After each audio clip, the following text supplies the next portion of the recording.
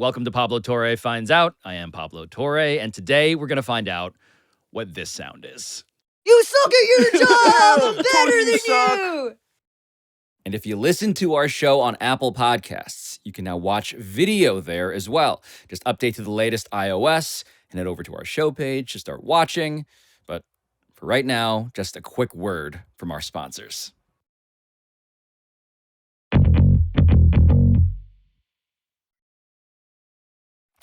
I went to the doctor today, and as I'm checking in, the receptionist goes, "I'm a fan, but don't wear that bullshit in here." Like my hat. And I was like, oh, wow. I was like, no. Is that where you guys are at? Where are you at in the grief cycle of being a Knicks fan? No, it's actually a weird thing now because it's reality. Because it's like before the Knicks were just so terrible, you had no hope. Mm-hmm. So then, you get into like the Coke dream of, oh my God, the Knicks are doing it this year. And then it's just like, you can no longer look at the Knicks through the lens you used to look at, where it's like, hey, they lose all the time. Now it's like, hey, are they really contenders? Then you have to put some pressure on them. Sure. And really treat them like a real team. And you have to come to reality because, like, I'm just like, oh, they'll figure it out by the playoffs. And now it's just like, yeah, maybe not. Big change, of course, too, because New York sports fans notoriously put no pressure on their teams. So now you're having to do that, which is probably like But the beauty is I have the Yankees now. So now I can hate on the Yankees. They're balling. And what drug is the dream that is this Yankees season? If you know the what? Knicks are historically a Coke dream, what is a Yankee season these days? The beauty of being a Yankee fan since birth, the way I have, is I grew up knowing it has to be the World Series and bust. Yes.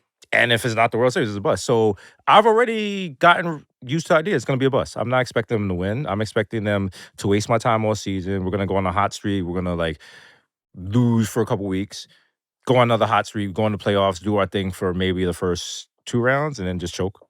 Great. Just watch Aaron Judge choke in situations. He's going to have a great year, but the at-bats that we see are not going to take, and everyone's going to be like, he's a bum, he's the worst player ever. Typical Yankee stuff. God, is this Yankees fan going to make this Braves fan defend Aaron Judge a little bit? There are 3 former MVPs on that team, and I get it. Like, he's the captain, but he hit 500 in the postseason last year. But it's not good enough. That's what I'm saying, though. I feel like he's a victim of his own success, He Pablo. is. Like, you expect a home run every time the man comes up to bat. Time. But he had 7 RBI, and he hit 500 last year in the playoffs. He's still a bum. I like how the face of Netflix sports and Major League Baseball now Yeah. is trying to convince Desus that Aaron Judge is good, actually. He's great. I love Aaron Judge. Got the jersey and everything. Hate him. Hold on. Before we do the sports stuff, I do want to explain that part of the reason I want to bring you guys together is not merely because I suspected that you guys would enjoy each other.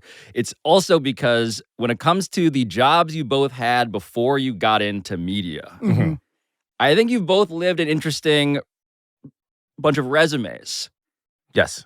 Desus, can you give us the capsule summary of some of the things you did before you got into what resembles entertainment and media? Programmer for the New York Public Library, bought and sold domain names, did encryption programming for various porn companies. I was a nightclub bouncer, manager, coat check person. What else have I done? Possible drug dealer. Possible. Librarian. Did you sell drugs at the library? It's a great combo hustle. No, that was back when I was more innocent. Oh, that was gotcha. before Okay. I became jaded with my soul. Got you. I actually cared as a librarian. Oh.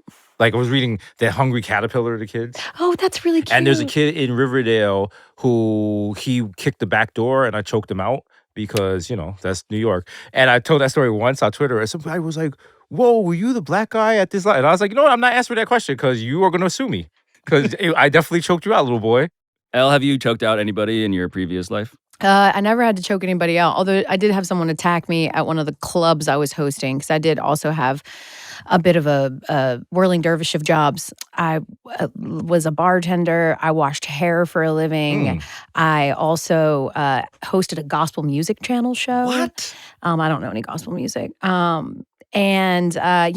Radio, traffic, television, but I was hosting a club at a nightclub in Atlanta called the Velvet Room. Anyone from Atlanta is very familiar. And at the end of the night, I was leaving. It was my 25th birthday. And this girl wanted to fight one of my friends who was completely inebriated and not ready to fight. I mean, I don't like to fight either, but I was going to, of course, defend my friend. And I was like, hey, I'm going to be the adult in the room. I haven't been drinking. I've been working. Like, this is my place of business. Hey there, we're in the parking lot. Enough of this. You guys can settle this. And before I could even get it out, she swung on me. And I don't know if she had taken bath salts, but this girl would not be stopped. She was like the Terminator. Oh, So wow. we had to fight.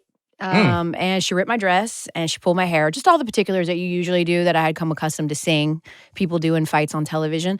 And I did a couple moves, karate chopped her in the back of the neck. She went flying into the pavement, busted her mouth open, Okay. but then hopped back up. And Hence still the kept bath going. salts. I was like, this is... So eventually, finally the guys came in and separated us, and the rest is history. And now you co-host baseball games with Barry Bonds. How about that? Nice turn.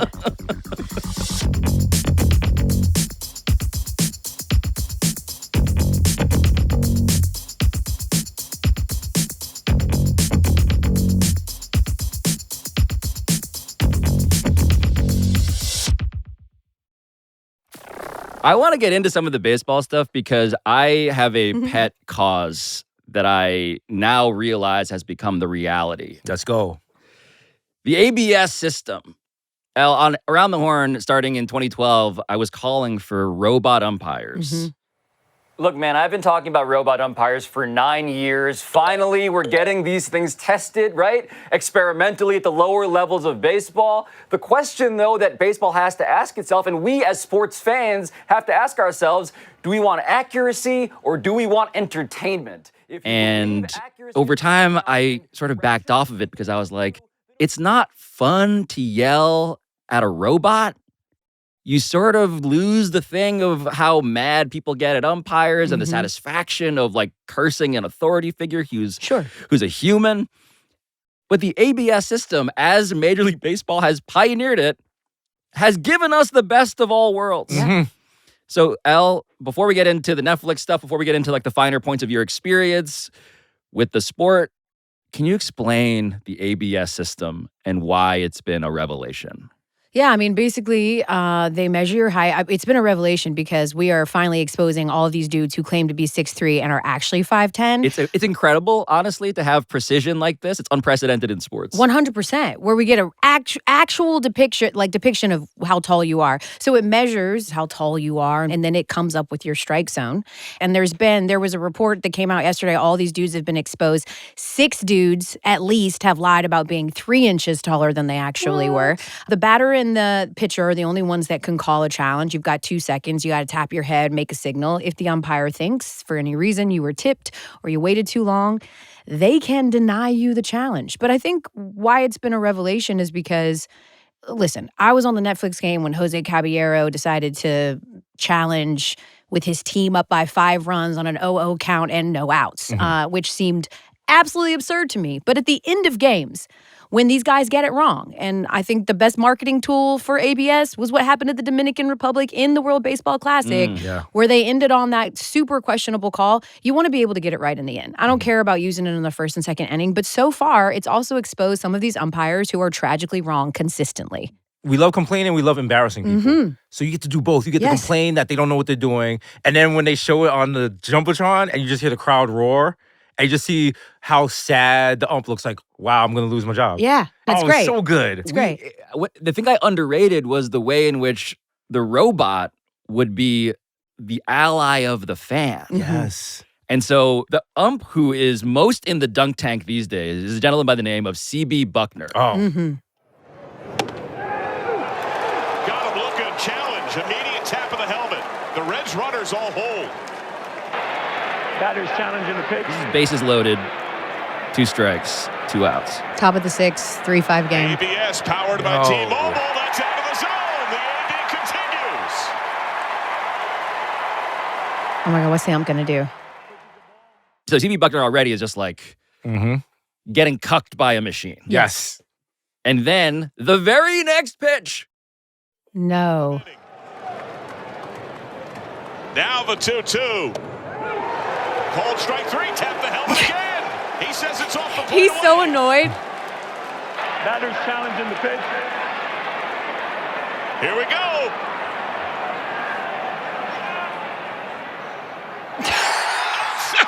And it's so beautiful, the presentation, how dramatic it is. It really is. It's so pause. dramatic. The Reds have hit 2 homers. Come on, back-to-back challenges. They measure it. You are 1.1 inches away. Just twisting the knife in his back. Hey, look at the fans. Yeah. It's just You suck at your job. I'm Told better you than you suck. you. yeah, the thing that we need is not robots to replace people's jobs, but humans to use robots to point out the people who are terrible at their jobs. Yes. Yeah. And that feels like a winning political position that I had not considered before. And also, I feel like we don't have to limit this to baseball. Like, I'm going to start tapping my hat just in general stuff in life. Sure. You mess up my coffee order? Let's go. Review it. Yes. And the best part, if people don't know what you're doing, you just look crazy. But if they do, they're going to be so mad. They're going like, to, yeah. They're like, really? What was the most offensive hand gesture before? It was like the too small thing. Yeah, too too small. small. Doing I think it's this now. Right. Or the scoop. Yeah. Yeah. yeah. you stink. But doing this, If you do that on a train to somebody, like you're fighting to get a seat, they get there first, you're like, Run the challenge. tape. Run the tape. Challenge. also, when I am making fun of Al for being the face of baseball, I'm not really joking. I want to be very clear here. But I was watching Elle, who I've known from our time at ESPN together. You're on a set, and it's just like you and all these Hall of Famers, and you're like figuring out, okay, so Netflix, which is the worldwide leader of everything, is going to do sports, specifically going to do baseball. And something happened with the ABS, Elle, where history was made, but every one of their hitters is capable of doing damage, and he's got good stuff. So it's a battle that you're going to see each at bat. I think there's a couple things that are different than maybe in the past, or some things that they've seen in particular tonight. So they're just trying to communicate and stay ahead of the game. Appreciate it, Tony. Thank you so much, Maddie. Yeah, Lauren, thanks. We've had our first ABS challenge. it was not enshrined in Right. Cooperstown, the first ABS experience. Listen, I get it. I think the timing is super unfortunate. Every single broadcast does an in-game interview, whether it's with the player out in the field or with the coach in the dugout, and they do cutaways and whatnot. But this idea of people being outraged, I'm like, what? You were going to go to the Smithsonian and watch it over and over again? You were hoping for its official enshrinement into baseball lore? Like, out of here. Y'all stop. You don't care that much. Let's stop it. And also, let's be real. I said it before. Nobody thought you would challenge an 0-0 count, up 5 runs, with no one on base. It doesn't matter. It's not an 0-2 count. It did not affect the game. There are no runners in scoring position. I'm just saying, that was bad luck. Was it unfortunate? The timing was not great, but the outrage is so ridiculous. It doesn't fit the crime. But this is the thing about being on Netflix. It's like It's the evil empire. Goliath. You Yes. guys are the New York Yankees Yeah. of media now. Yeah. Yeah. Mhm. And so you come in and all these eyeballs are on, and it's like, what the are these people doing? Here's what I'll say about the criticism and whatnot. Because there were criticisms Of about course. there's a stand-up comic. You guys Yeah. are serving hot dogs after the game. You're trying to make this thing Netflixy. Netflixy. Yeah. Literally, that's what we told you from the beginning. So here's the thing, because there is feedback that's constructive, right? Constructive feedback is too many promos. Message received as the person that was reading the promos, the shark one, because it was like, Bert Kreischer out in the water. That sounds like the beginning of a shark movie. Speaking of which, as a broadcaster, whenever you have to say speaking of which, your segue was shit. And so I tried so hard to make that work. So yes, message received, as soon as we got off air, right? The Netflix brass was like, probably too many promos, message received. Score bug, real feedback, it was too small, whatever, that's cool. All of that is real constructive criticism that is very fixable and will be fixed. But whenever there's criticism like that I saw of it was just so Netflix, it was not for baseball purists. Well, first of all, I come from a baseball purist mother who will watch 162 Braves games this year. She would have watched opening day if you would broadcast it on the fucking moon, all right? This was not for baseball purists. You'll watch it anywhere. This was for the baseball curious. And we told you that coming in. This is for, and in fact, a lot of what Netflix is doing in the sports world is, yes, for the people that are always going to watch those sports, but also for the people that maybe tuned in to watch Love is Blind, saw the button for opening day on Netflix and thought, all right, I'll check it out. And so I just think listen, this is like going to a Mexican restaurant and then bitching that they don't have barbecue. They advertised as a Mexican restaurant. It's your fault that you somehow thought they were going to serve barbecue there. Netflix has made no qualms about who they are. Like, we're going to eventize these things. We're going to pull people from the Netflix universe. Like, that's what we're going to do. Yes, we could probably save some of the promos, but you're telling me that no sports network has ever had a comedian on before? There's dudes who make like whole careers out of doing sports stuff like that. And I'm sorry if you didn't like Bert Kreischer. I'm sorry he took up 6 minutes of your 4-hour viewing experience. So I just think, like, if you're asking us to like stop being Netflixy, if you're asking us to stop using Jason Bateman or John Cena to explain ABS or any of these other huge movie stars that every other network would love to have on their broadcast, ultimately asking us not to like be Netflix is just like not a thing that's going to happen. So I got to delete my tweet about the cabs and the lean back. I was like, I turned into the oldest New Yorker ever. I was like, what the hell is this? They got livery cabs on the field. What is this?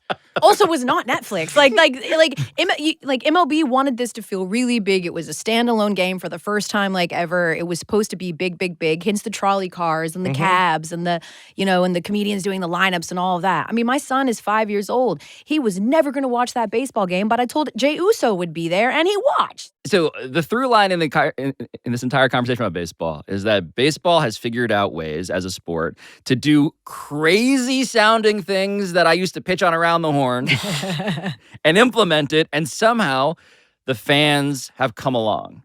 Yes. And at all times when you're working through, like, you're trying to navigate what are a baseball fan's kinks. Mm-hmm. Sometimes what a baseball fan wants is to feel like the oldest person in the world. Yes.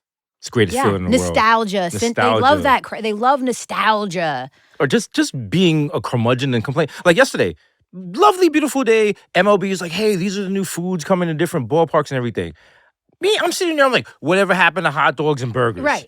Now Where's my Cracker Jack? Oh my God. I just want boiled peanuts. Yeah. What was all that? You can't get a black coffee anymore. And it's just like, and then I'm looking at myself. I was like, what are you complaining about? I was like, you can always get a hot dog and a hamburger. Still available. And then you start lying. You're like, yeah, they didn't have this in the old stadium. Because if you ask me, the old Yankee Stadium, all they sold was hot dogs. Never been the same. Water, black coffee, and beer. And Shasta soda. Yeah. That's it. Nothing new. None of this fancy stuff. We didn't have napkins. Yeah. And everyone's like, that's not how. And like, no, that's what we remember. But, you know, and then also I'm a big hypocrite because if you see me at a Yankee game, yes, I will be in the Delta section eating a lobster roll. Yes. Yeah. You will. Out of a helmet. Out of a helmet. Yeah. Gleefully. So my personal perspective was not everything about the broadcast worked as you just outlined, and much did. Yeah. And the thing that I'm grateful for as someone who is endlessly shoveling content into a content furnace like it's coal is thank God some new shit's happening that we can talk about. 100%. I just think like ultimately, we want to take big swings. And like, if you're there for the baseball, like we had Barry freaking Bonds. That dude doesn't do television. I know. They somehow convinced Barry Bonds to do TV and he was telling stories and he was. It kind of felt like who lied to Barry Bonds to get him to like do this? Like did he know he was going to be like you think we like bait and switched him? We were like, we're just going to give you an award and then we threw him on the desk. It's Barry Bonds Day. It's like, Barry, you're getting into the Hall of Fame. Come to this stadium on opening night. And it's like, oh, I'm here to do media. Yeah. I have to do media. No, he was actually like super. It was cool because he was a rookie and self-admittedly, and he was like soliciting feedback and you were hazing Barry Bonds. I'm like coaching up Barry Bonds. I was like, you can do this. Be anecdotal. Lean on this. Da da da da. And that was really cool. Rizzo had never done television before. Albert's done television, obviously. We all met the day before, so I'm really proud of you. You actually Love Is Blinded. You're 100%, and so I was really proud of like how everybody rallied. They were all in. They really tried to work as a team. And again, nothing is as good the first time as it is the second, third, or fourth. But that was our first time ever working together. I thought it was a really good product. I wish the game was better. I know you liked it. But ultimately, like I feel really good about what we did, and it was really nice. The nice things that were said about me, but ultimately, people liked you. My one suggestion was, could you have a guy also be climbing a skyscraper who might die at any moment? Oh yeah. Could we have that just for in the double back? effect? Just in the outfield somewhere for drama? Yeah. 100%. Just the threat of a live fatality. Yeah, absolutely. At any moment, we'll just check in with. I'm sure someone would have had something to complain about with that too.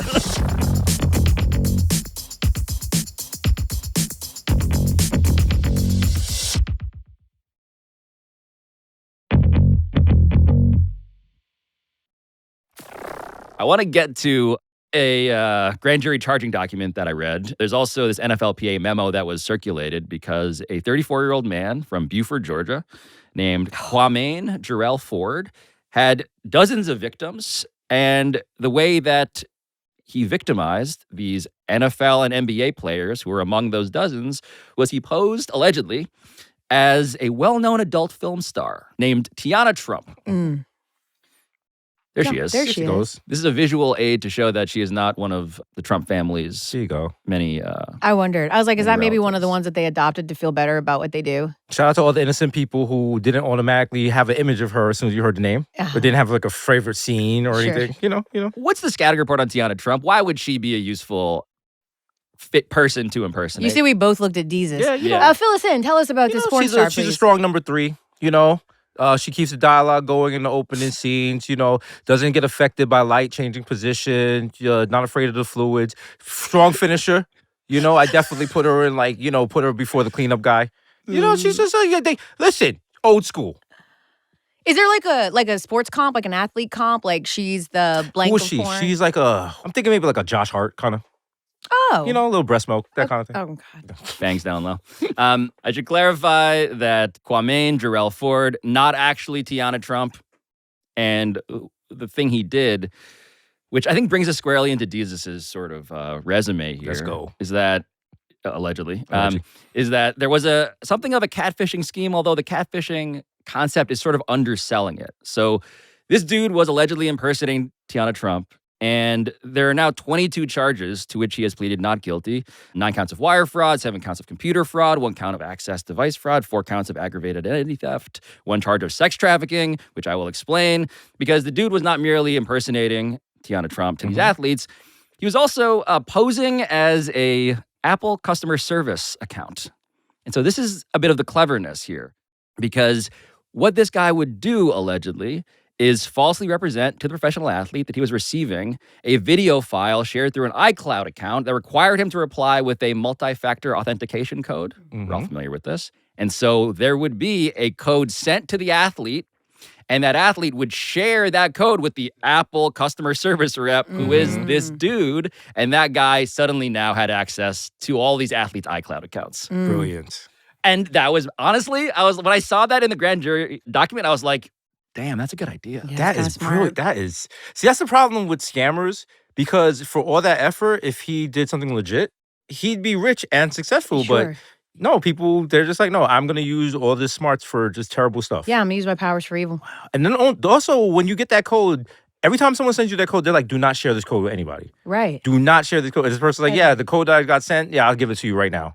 So, wow. Yeah. So this guy, previously in 2019 in the Northern District of Georgia, had been convicted of computer fraud and aggravated identity theft for similar phishing attacks. He had previously spent nearly $325,000 by using victims' stolen financial information.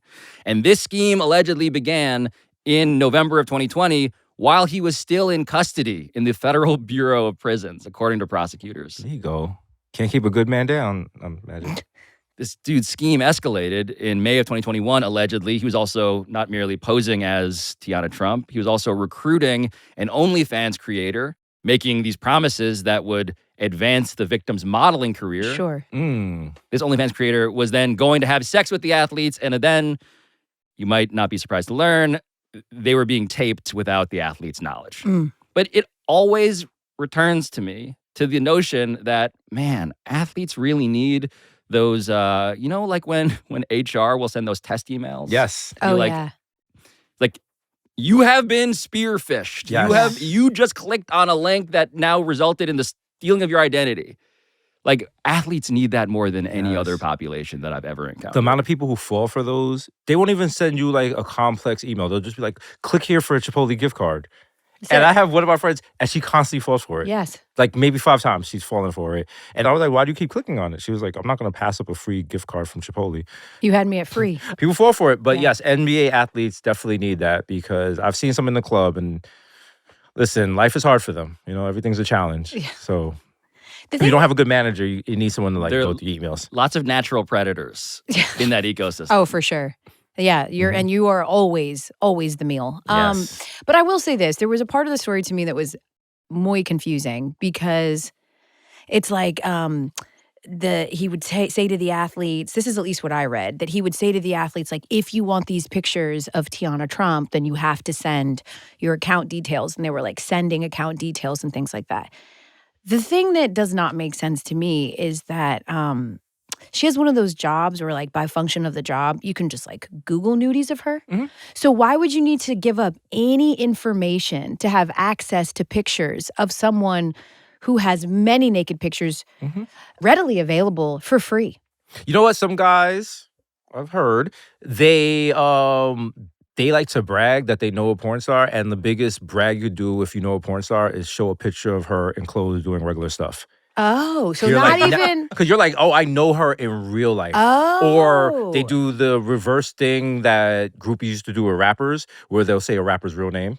And they'll be like, you'll be like, oh, you hang with this rapper? Like, yeah, I was hanging with Andre. You're like, oh. So they'll say the porn star's real name, or they'll be like, yeah, we got coffee out in Silver Lake or something like that. Right. But for that person, they're like, look, I'm so cool.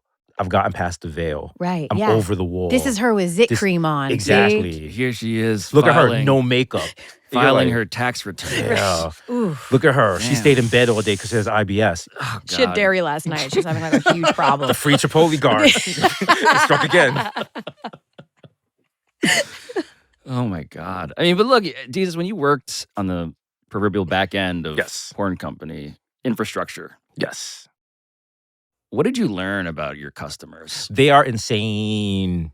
They are insane and big horny. Huge horny. Big. Like, shout out to men because, and I've always figured this, the blood it takes to make the erection steals blood from your brain so you don't think clearly. Because one porn site I worked for, we would do marketing. And I was doing the DNS. I wasn't I wasn't spread eagle in front of the camera, nothing like that. Doing the DNS is a technical acronym. Domain name services, setting up emails, setting up the server, the addresses, all that thing.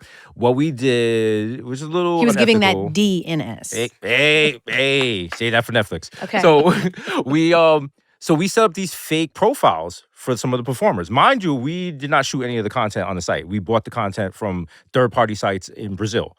So anyone could use, this is like white label porn. Okay. Anyone can like buy these image sets and put them up. So we would just give the models fake email addresses. All the email addresses, they all resolve to one general email address. So, but people would write these dedicated letters, these emails to these models under their fake email addresses that we read. No problem, harmless, whatever. Every now and then you look at it, it breaks your heart. Some 85-year-old like putting her in the will or whatever. No problem. Here's where the problem was. Say the site was supposed to update at 11 p.m. on Friday. Okay. God forbid the site doesn't update at 11 p.m. Oh, no. At 11:01, you're getting death threats. People like, you stupid fucking bitch. You're trying to take my money. I'm going to find you. I'm going to kill you. I'm going to cut your fucking head off. And I'm just like, hey. I'm like, hey, it's me answering the emails. And like people are they're like, you're going to rob my money. And I'm like, it's 1 minute late. Wait. It is 1 minute late with the update. What I'm realizing is that Jesus was the C.B. Buckner of pornography. Yes. People were looking up the updates. They're like, close is not good enough, okay, sir. You said 11. That was 11:01. And then you get people that are like, well, or they're asking like dramatic. They're like, by 11 p.m., did you mean Eastern Standard Time or PS Standard Time? Because I haven't seen an update yet. And they're like, all right, calm down, horny. I don't judge people for watching porn at all. I'm no prude. I absolutely judge people for paying for porn. Ooh. It's too free. It's free. It's free. And I've never paid to watch any porn in my life, but I can't imagine the quality is that much different than what you can get on the alleged porn tube. It's free. Hold on. We're tapping. No, We're it's recognizing free. a challenge. I just like how the representative, the face of Netflix sports, is saying subscription fees for me, but not for thee. Yes. Wow. Absolutely. Well, yes, because I can't watch some of these banger-ass shows for free. But you can absolutely watch literal bangers That is true. for free. I'm just saying, like, why would you risk your relationship? Why would, like, I have a friend, God, I hope she's not listening to this at all, because she swore me to secrecy. I won't say her name. But she found out that her husband's spending $800 a month on OnlyFans models. And I'm like, $800 a month. it would not bother me at all if I opened up my spouse's browser and I saw a bunch of porn. But if he paid for it, I'm judging him. It's free. Why are you spending money on this? This is insane. Sometimes you have to pay more for top shelf stuff. I appreciate supporting individual creators. Also, shout out to that creator. You're making $800 Well, worth of content? these are on different ones. Oh, different. Oh. These are various OnlyFans Oh, a diversified models. portfolio. 100%. There you Yeah. go. He wants to diversify his stock. That's what he's calling it anyway. Not mad at that, you know? That should be a It's a job. seed investment. Yeah. Oh, there it is. There it is.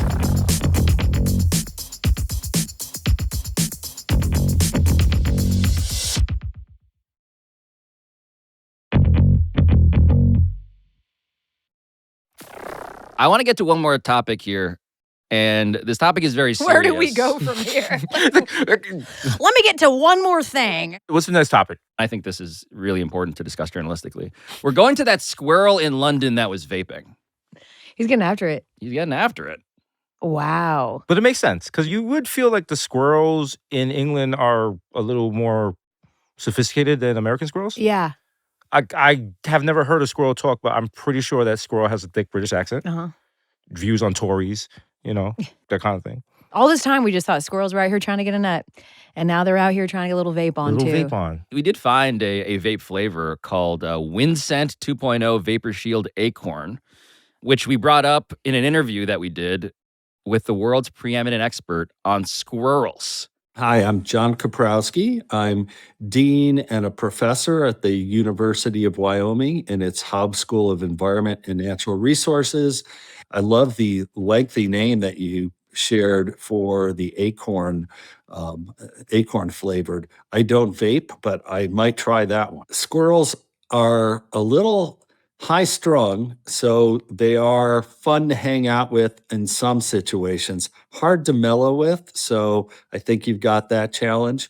But for me, 321 species of squirrel around the world, there's a lot of good hanging out time, even though they are a bit high strung.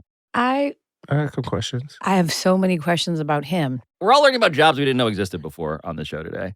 What he was telling us was this is mostly about smell. Mm-hmm. Squirrels, apparently, they eat, quote, some really nasty kinds of things.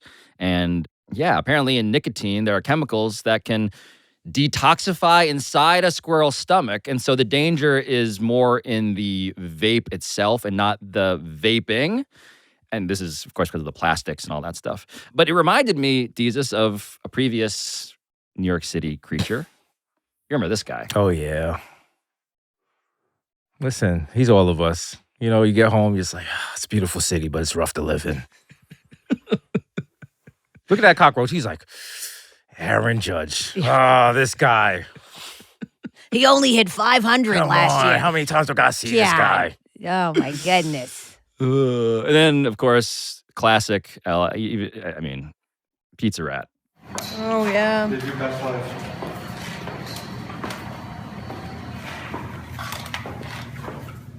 I like how big the objects are compared to how small the bodies of the animals are.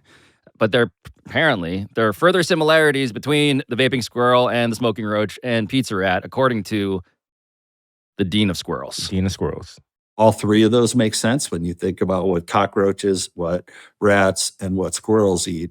They all think they found something new and are ahead of the game. So they think they're the smartest animal in the room, I'm guessing, when they get there. And so, I just love the fact that that's what animals do. They, these all kind of exemplify, hey, we're tough too. We'll make it here in the city. Meanwhile, the pizza rat is like, whoa, I've been eating Finney's pizza for 3 years. Talk about it's new. Come on. This isn't new. TikTok has made it so that everybody thinks they can be Pizza Rat, but Pizza Rat's been ahead of the curve. Also, that pizza rat video is kind of sad because it's just like, every New Yorker, you're just trying to go, he's like, had a rough day. Yeah. And just going home with your food. Yeah. Like he's just going home to his pizza rat family with a slice. Yep. He's like, Little Caesars, I can't get the hot and ready because I'm a rat, but, here you go, kids. I got you something. Is it the contrarian in me that when I see these stories, the first thing I think is big tobacco at it again? Ooh. Yeah, I do. Whenever I see like a story about the impact that vape is having, I'm not saying it doesn't have an impact. I get it. I know. But whenever I see these stories, I'm like, I feel like this is like big tobacco being like, hey, man, in order to preserve the squirrels, we really need to start smoking cigarettes again, guys, because they don't smoke cigarettes. They just like the fruity flavors of vapes. I think I was the unwitting pawn of big tobacco a couple months ago. Because remember we had the Tompkins Square Park and everyone met with the old man to smoke.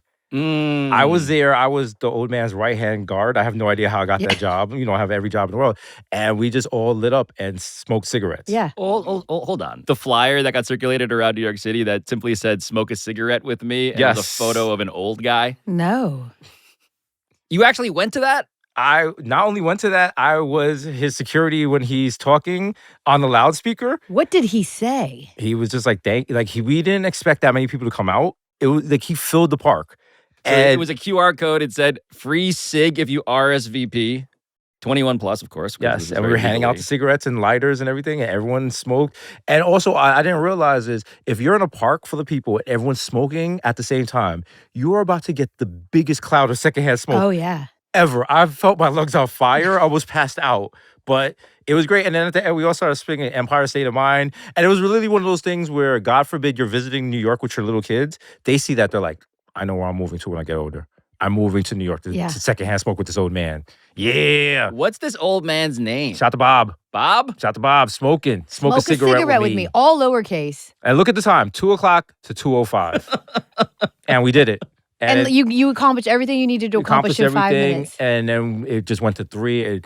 It was just unbridled chaos. We're doing it again next year, so fly in for it. What's his deal? Who is this guy? He's just like the coolest old man. Used to be an art dealer. And talking to him, he's such a quintessential New Yorker. He lived in New York. He lived in LA, but he came back to New York. His kid goes to school out here. Just like very old school, was around for like Ed Koch and all the original New York stuff. And he still smokes. And people are just like, you're too old to smoke. But he's like, look how old I am. I've been smoking. So how did I end up giving Desus a platform to do sponsored tobacco industry content? Well, my father was recruit Philip smokers. Morris, so I know Joe Camel. We went to school together. So, admittedly, this is a terrifying thing I did not know Desus was doing in his free time. But also, when we asked the dean of Squirrels, what is he most concerned about when it comes to urban wildlife and what these animals may or may not be consuming? Squirrels look for things that kind of look like a mushroom, or explore new smells, which are the potential for new food items. Is this the most recent strange mushroom that's popped up from the ground? Need to check it out. Haven't smelled this before. And then, with the potential of that pastrami on it. There was a lot of terrifying things said by that man. Like, do we have to protect Cat's Deli? Like, are the rats going for the pastrami there? Or is that... Also, can I just say, Dean of Squirrels is maybe the coolest name. You think he introduces himself like that? Like he's a doctor? He has to. Oh, Philip Morris, Dean of Squirrels. Oh, here comes the dean. Here comes the dean. What I found out today is that maybe replace Bert Kreischer with the old guy who smokes cigarettes for 5 minutes. Yeah, perfect. Yeah, the 7th inning stretch can just be him smoking a cig. 7 inning smoke? Yeah, I think that's a great idea, actually. And I'm sure the baseball purists will really love it. I mean, they were smoking cigarettes like in the press box back in the day. So. Back when the game was good. Yeah. Little Reggie Jackson puffing on a Marlboro after a game. Bronx is burning behind him. He's got like a shit spear. That's right. Before all the bat flipping, before they was disrespecting the game. I don't know why I keep going into a Boston accent. No, you have to. If you're talking about old school baseball, you either do a Boston accent or old school New York accent. Fair. That's all. Because there was only 2 teams before 1970. Sure, that's fair. So. I don't want my baseball without a pole right in front of me while I'm watching it. Elle, what did you find out on this episode of Pablo Torre Finds Out? I found out that there is an actual behind-the-scenes job in porn that doesn't have anything to do with just watching porn. Well done, Desus. Yeah. DNS? Is that what you... DNS, Domain Name Services. Wow. Yeah. Very cool. There is a person behind those pervy emails, you guys. Let's do it. Love the game. It's also one of the most boring jobs ever because everything is super horny and sexualized except for your job. So you're just on a Zoom and you're like, yeah, so this new site that came out, big booty breasts. They're like, yeah, so we're having a problem. The domain name is not resolving on the West Coast. So we need to really look into the IP addresses and really do a trace route here. I'm doing NS lookup and it's just not fully resolving on the pings. Desus, what did you find out today? I found out that I have a new job I possibly want. I want to be the next Dean of Squirrels. We can have a squirrel off. Maybe that should be the thing. We're gonna fight to see who's the true Dean of Squirrels while the old man smokes next time in the park. I mean, that is definitely someone's subscription-only, premium price-structured porn. It's fair. That is someone's very Also, specific kink. Someone will pay money. I think there should be an OnlyFans to watch squirrels vape. Someone will watch it. Someone will watch it. 100%. Sexy squirrels. Mm-hmm. So, what defines a sexy squirrel from a regular one? There's a nut joke here. I'm just too tired We're to trying. find You know it. what? You know what? You are a respected journalist, and people hold this show in high esteem. Yeah. So we're not going to do that joke. No. We'll do it once the mics are off. Never. Elle Duncan, Desus Nice, thank you both for doing what is a show that I don't think anyone has ever done before. It's always amazing, Pablo. It's incredible.